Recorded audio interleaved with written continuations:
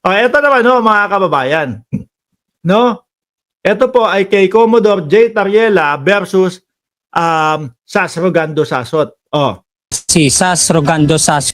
Kasi madami ho ang nagtatanong, bakit kaya kinasuhan? Ano kaya ang dahilan ng pagkakaso ni J. Tariela dito kay Sasot?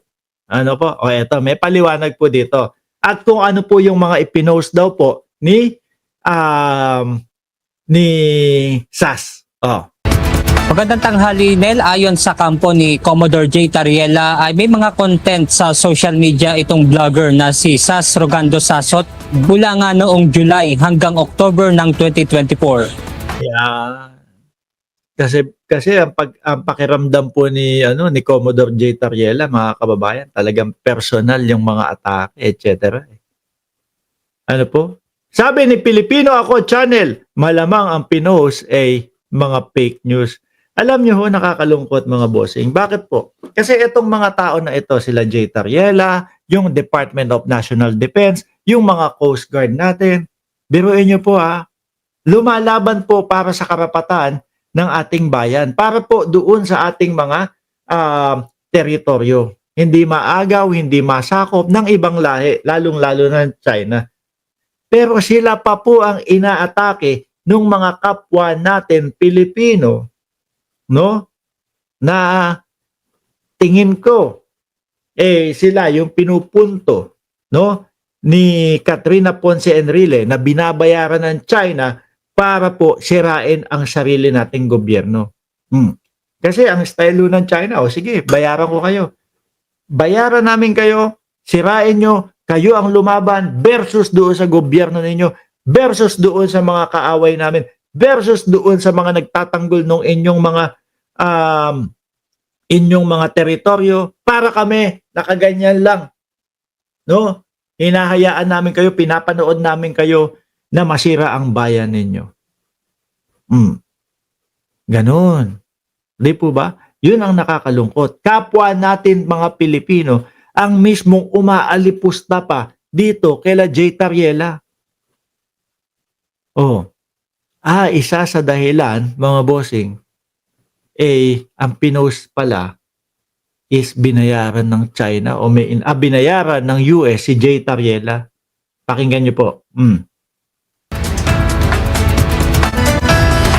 Kaninang umaga ay pumunta sa Manila City Prosecutor's Office si PCG spokesperson for the West Philippine Sea, Commodore J. Tariela, kasama ang Movement Against Disinformation o MAD.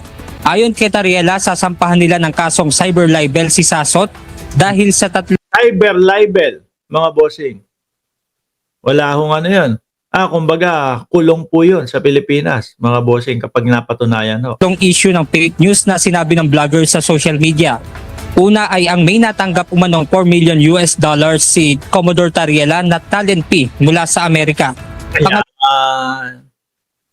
Kumbaga, sige, pilitin mo na ipagtanggol mo ang bansang Pilipinas. Pilitin mo na ipagtanggol ang West Philippine Sea. No? Tapos, ang sasabihin nila, may natanggap na talent fee sa US. Parang layo naman, no? Itong mga tao na to, ginagampanan lang ang kanilang tungkulin, mga bossing, para po manatili ang karapatan kung alin ang atin. Dalawa ay ang sinasabi naman ng vlogger na may kinuha umano si Tariela na 3 bag na may lamang pera mula sa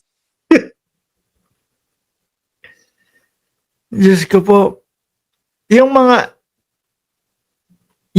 fake news nyo bang mga DDS, hindi ba pwedeng updated? Naalala nyo yung sa Congress naman ho, mga kababayan, no? Merong mga gumawa ng edit na picture. Ang binabanatan naman doon, si Martin Romualdez, si House Speaker Martin Romualdez. Nilagyan ng tumpok-tumpok na pera, tapos nakaganon. Tapos may congressman sa harap. No? Yung mga fake news ho nila, mga bossing, pang 19 kopong-kopong, yung tipo pong mga sinaunang Pilipino, sinaunang tao ang mga maniniwala ho. Bakit? Ngayon ho, mga bossing, ang binanggit daw ni Sas, meron daw kinuha 3 bag na pera si Tariela. Atras ko ha. Oh. Nasabi naman ng vlogger na may kinuha umano si Tariela na 3 bag na may lamang pera mula sa bahay ni House Speaker Martin Romualdez. Ayan. Hindi ba pwedeng, oy Jay, no? Tumawag ako sa iyo ba? Oh, tumawag ako sa iyo. No? Pinahanda ko na yung manager's check. Iabot na lang nung sekretarya ko sa iyo. Naka-envelope 'yun. Oy Jay, nasa akin na yung bank account mo. Total naman kilala ko doon sa bangko. I-wire transfer ko na lang sa iyo. O i-transfer, online transfer ko na lang sa iyo. Total naman kilala nila ako. Na House Speaker ako. Hahayaan nila na makapag-transfer ng milyon-milyon. Hindi ba pwedeng gano'n na lang? Yung kasi ho, mga bossing, yung bag-bag na pera ng GG, nandyan na, bago na naman ang litrato mo. Panglumang tao na ho yun. Yung pang mga 1990s, yun. 'Di ba? Ang hirap na pong paniwalaan ng mga fake news na ganyan na may kinuhang bag-bag na pera. Hindi na po nag-e-exist. May mga GCash na nga. 'Di ba? May online transfer na nga.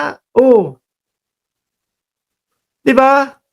At ang huli ay ang sinasabi nitong Project Atlantis naman ng mga Amerikano. Ayon kay PCG spokesperson Tariela, walang katotohanan at walang basihan ang mga sinasabi ni Sasot. People who follows him or believes on whatever he tweets or posts sa Facebook, tatanggapin nila na to na as a gospel truth, no? So through challenging Miss Sasot dito sa court for the Ayan, tapos ang sasabihin na naman po nila, sinisikil ang aming karapatan na magpahayag o magpahayag. Kung wala na pong katotohanan at napaka-imposible na po ng mga sinasabi, labas na po sa karapatan yon. Kung paninira lang po, wala na kayong karapatan para manira ng tao. O yan. Kaya po nagkaso, sina-challenge niya. Patunayan mo yung sinabi mo. Pag napatunayan mo, talo ko sa kaso. Pag hindi mo napatunayan, talo ka sa kaso.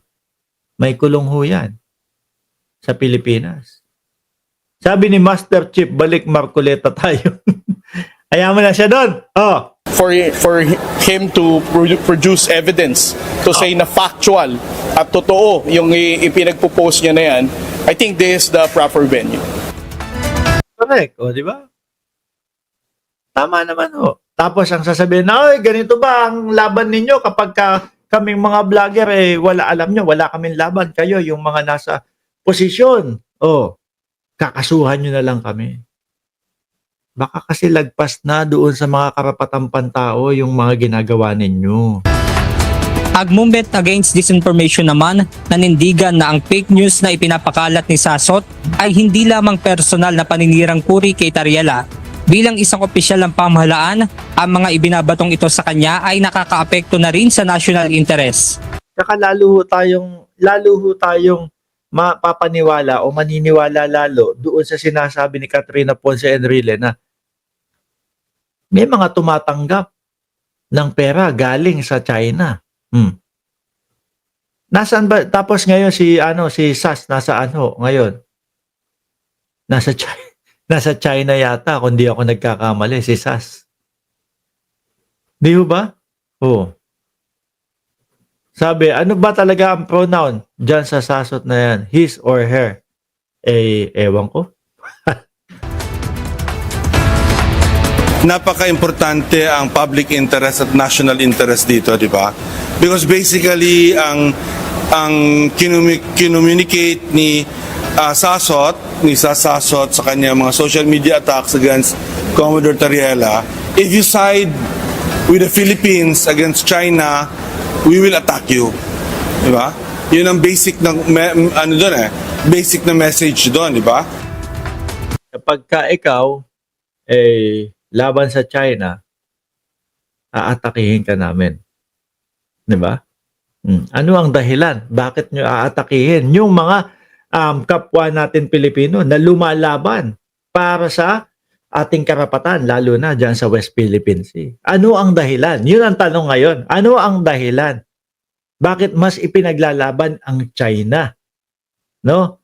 Para kalabanin yung kapwa natin Pilipino. Ano ang dahilan? Oh. Kayo po dyan sa comment section, ano po masasabi niyong dahilan? Bakit nila inaatake itong si Jay Tariela?